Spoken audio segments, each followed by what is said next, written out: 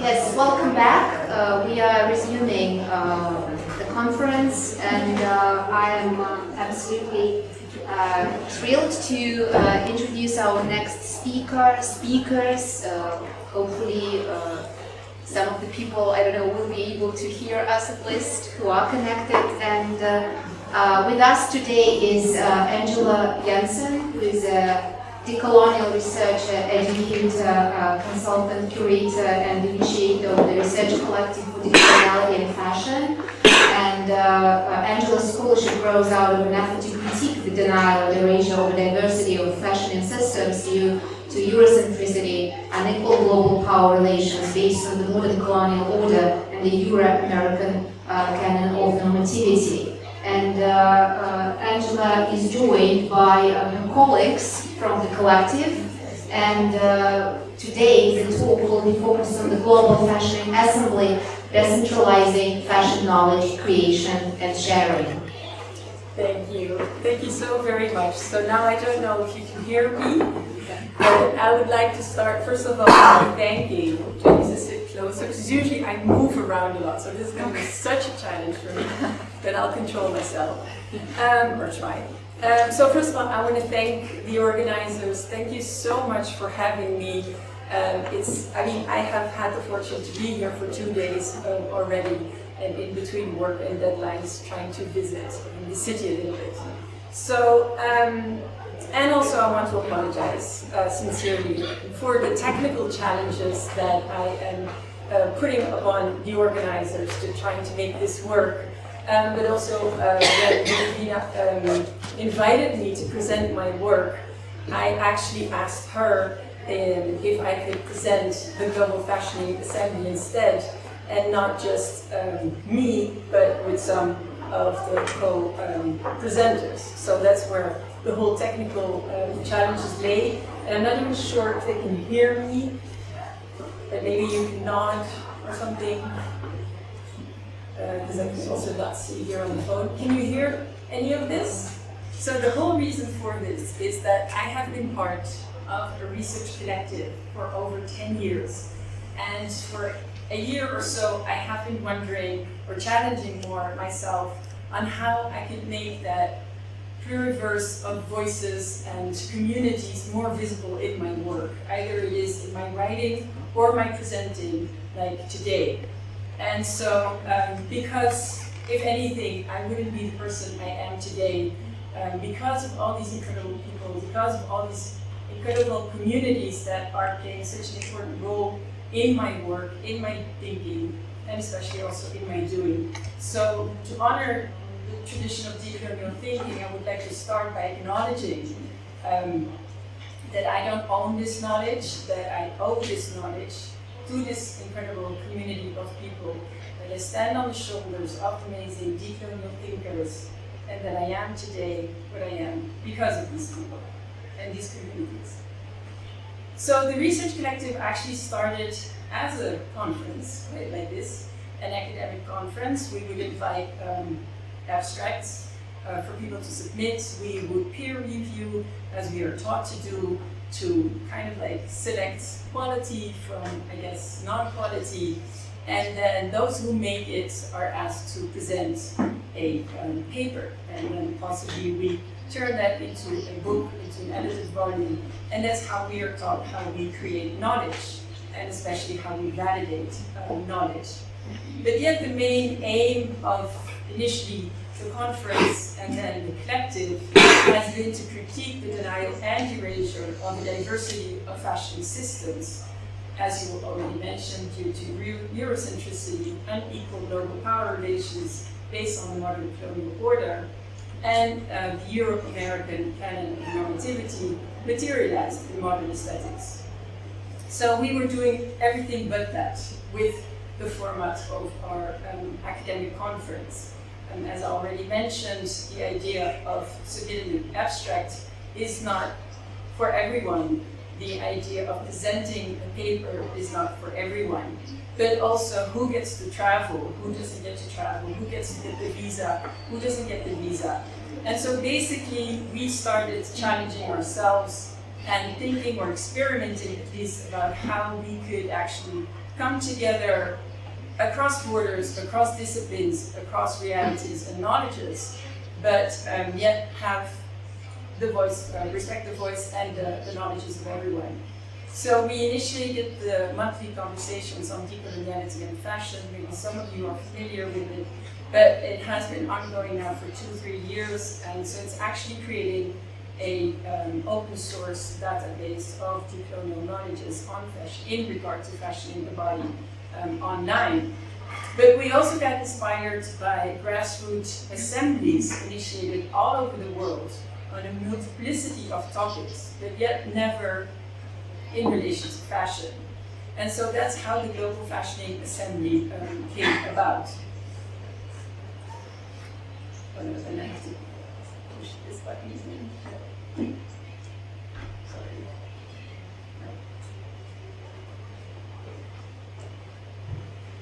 How do you start such an endeavor? How do you create such an event? So initially we didn't want to do a selection procedure, so we just started in our own networks, starting to invite communities and people if they wanted to join us.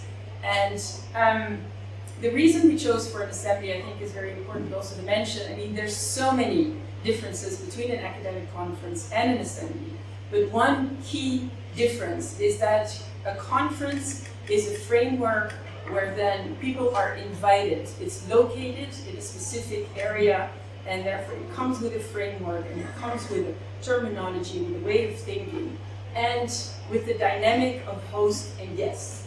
Whereas an assembly is the other way around. An assembly is actually an event that is hosted, that is passed on from one community to the next.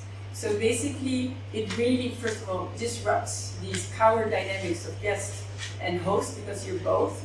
But also, you invite, let's say, the event into your context, into your reality, and therefore on your terms. So it's self-representing, it's self-determined, and it's self-activating. So every hosting community got to select their own, or choose their own formats, determine their own formats, their language, their aesthetics, their topics, their participants, you name it. But so how do you start, how do you get to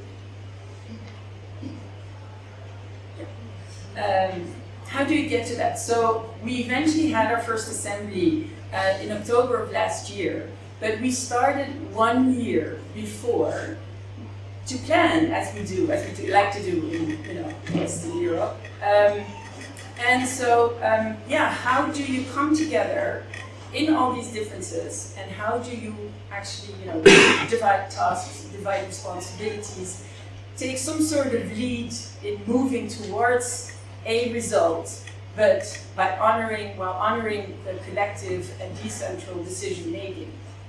So we just simply started by meeting. We started organizing monthly online meetings, which we would record because it's so important of the process. It's probably even more important than the actual assembly 1 year later. Because, again, how do you do that? You know how you don't want to do it, but that doesn't necessarily mean that you know how you're going to do it. So it was really trial and error, and I do want to insist on the fact that we also lost people and communities along the way. On the one hand, we had like natural groups form, for example, around certain responsibilities. We had pretty early on, we had like a communication team that organically formed, that took on the design of the logo, that created the website, created platform profiles on social media platforms. So, but there were also people who got lost in that process, and the same with communities. For example, we lost quite a few Latin American communities quite early in the process. I mean, it would be great if they would feedback why we lost them, of course, because that would allow us to learn from that. I mean, I think the Latin American communities was most probably based on language, on a language issue. I mean, we are still confined to one of the colonial languages, which is English. But then alternatives, right, would be either Spanish or Portuguese or French or all of those, but they're still colonial languages, so that gap of communicating across languages will always remain unless you have simultaneous translation, but you know. Other communities would express their concerns about having to plan 1 year ahead. One community shared presidential elections prior to the event and how that could possibly affect literally the reality of their country during the period of the event. Others had to tackle or take into consideration Ramadan and how that would affect the event, or even getting organized. Another community literally said, I can't get anybody to commit to an event that's going to happen in 1 year's time. So all of these realities are part of the challenges of organizing something decentralized. But of course, it's been also an incredibly enriching and rewarding experience.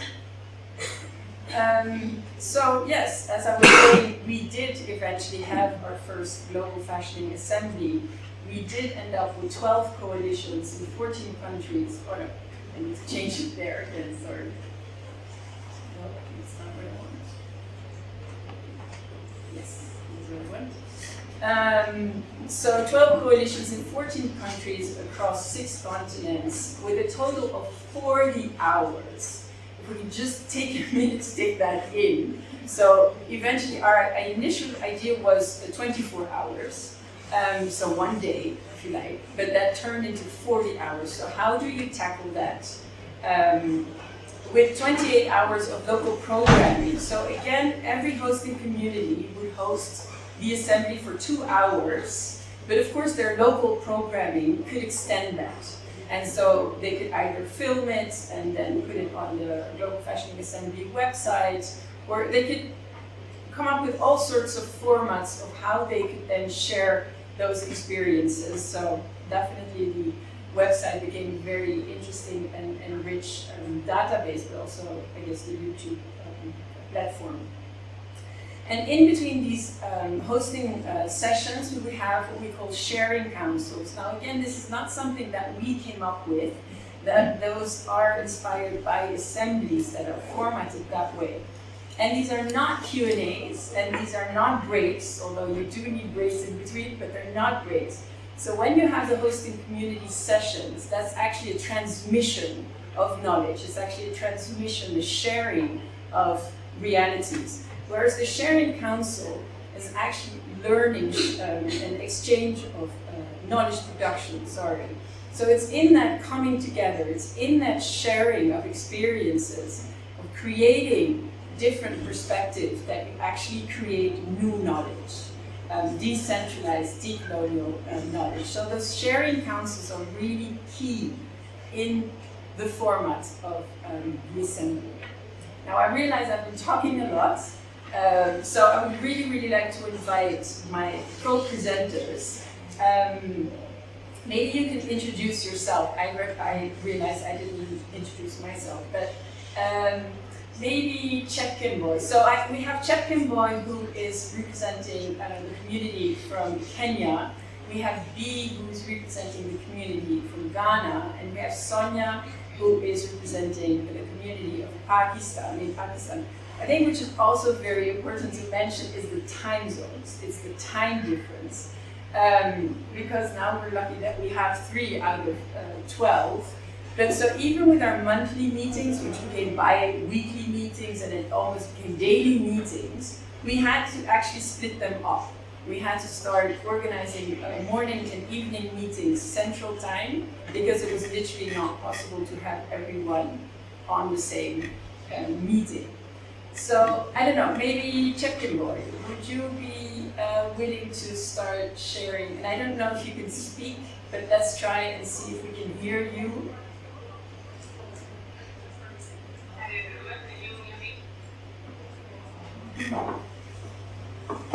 Can you try that again? Can you hear me now? Yes, they're nodding. Yes, they're nodding. Okay, fantastic. My name is Yerevan. I am from one of Odisha, which is here in Nairobi, Kenya. And Odisha is a modern space that is colonizing fashion using traditional jewelry, such as what I'm wearing. Some of the stories, such as Nadege and Samari,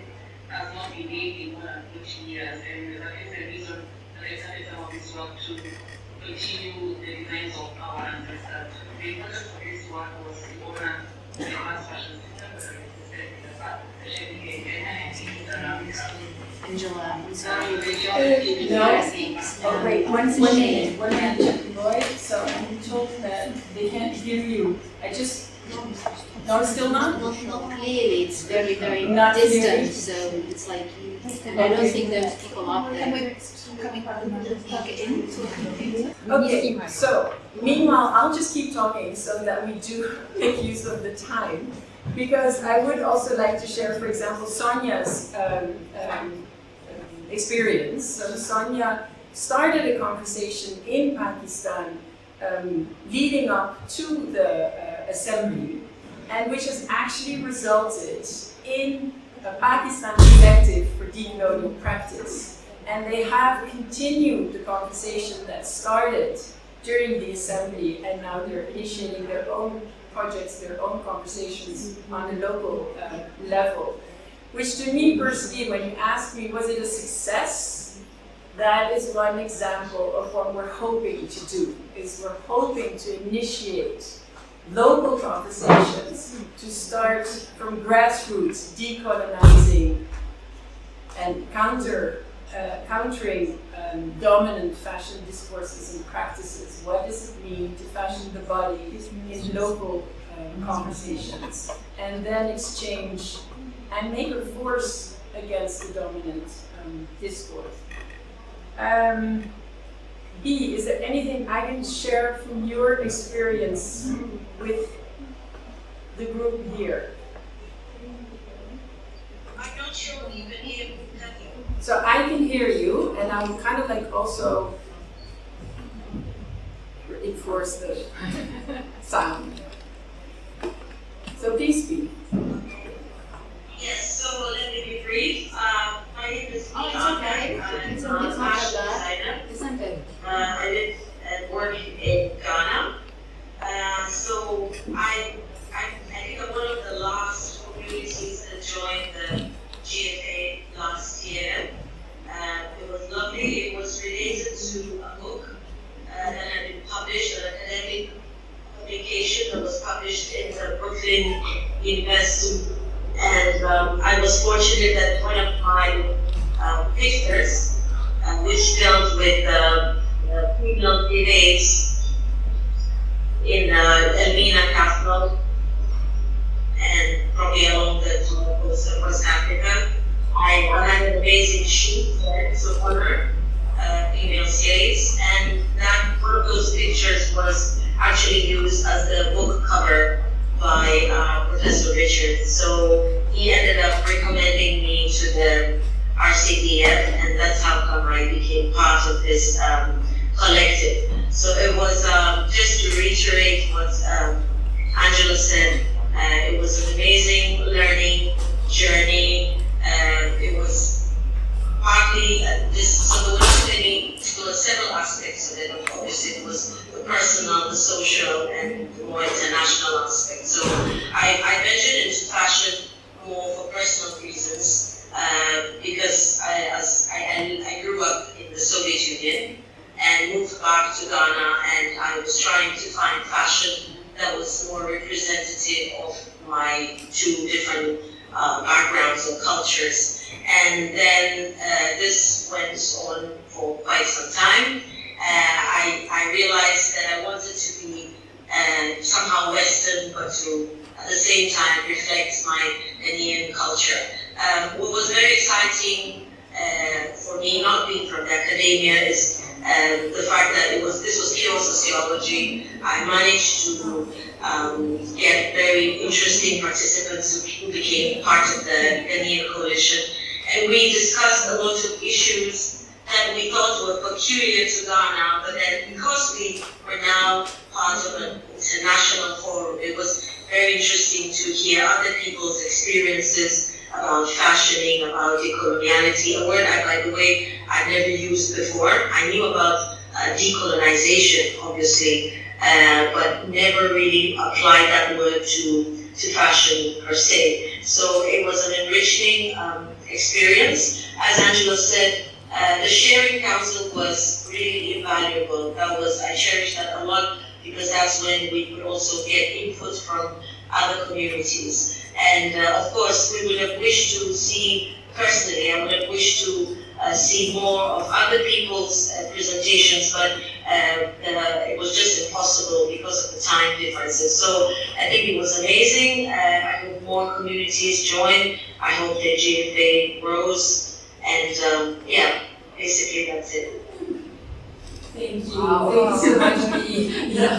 So I know we're going to have to wrap up, and I feel really, really bad about Sonia and Champion Boy. So we are preparing the next edition, and hopefully this is an ongoing commitment, to invest, to build trust, and to learn definitely from whether you want to call them mistakes or experiences, it doesn't matter, that we can continue to learn how to come together in a decentral and a deeper way.